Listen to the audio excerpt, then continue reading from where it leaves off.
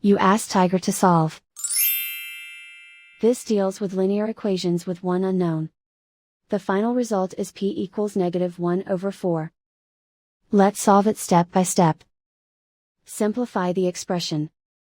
Find the greatest common factor of the numerator and denominator. Factor out and cancel the greatest common factor.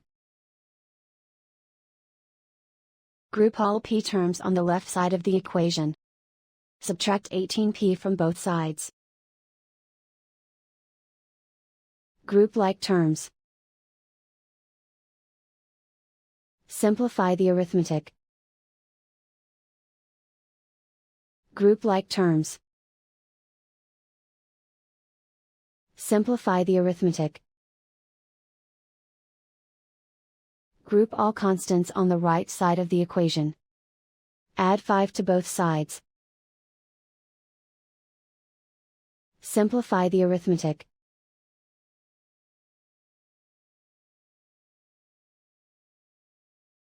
Isolate the p.